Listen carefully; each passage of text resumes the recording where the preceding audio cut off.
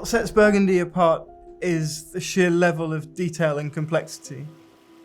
On the face of it, Burgundy is quite simple. You only have two grape varieties, Pinot Noir for red, Chardonnay for white. But the level of detail and variety in the soil in Burgundy means that you get completely different expressions of wines. Burgundy offers this wonderful juxtaposition of history and innovation.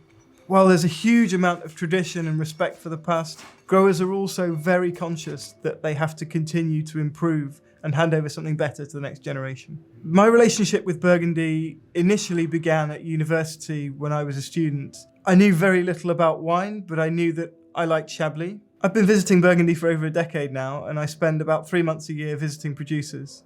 What's striking about Burgundy is that the people who receive you to taste are the same people whose names are on the bottle, who are out working in the vineyards, and even preparing orders when we get there. The only way to really get under the skin of the region is by talking to the people who farm the land and make the wines. The biggest single problem that Burgundians are facing is climate change. There's been enormous disruption to the natural rhythm of the seasons. We've seen more and more extreme weather events such as flooding, drought, frost and hail, and this has had an impact on the yield. Climate change has, however, had some positive effects in Burgundy. Areas such as the Haute-Côte de Beaune, Saint-Romain and Marange, where grapes previously struggled to ripen, now regularly produce excellent wines. Thanks to warmer vintages, areas that previously were renowned for making quite rustic wines, such as Allos-Corton, Pommard or Nuit Saint-Georges, now regularly produce wines with smooth, sweet tannins. The last decade has seen a huge adaptation to the effects of climate change, particularly in the vineyard, but also in the winery.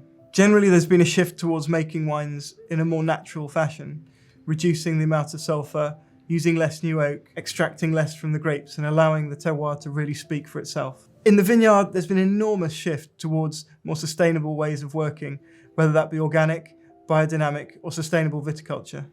For anyone who's just starting to collect Burgundy, my main piece of advice would be to have an open mind and be prepared to look beyond the famous villages and estates. There's a huge amount of pleasure that can be had from humble wines such as Bourgogne and the Haute-Côte.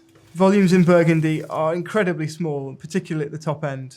It's a really good idea to buy across the classifications. That way you can drink the more humble wines while you wait for the grander cuvées to come round. The great thing about Burgundy is that there's such variety and diversity that there really is something for everybody.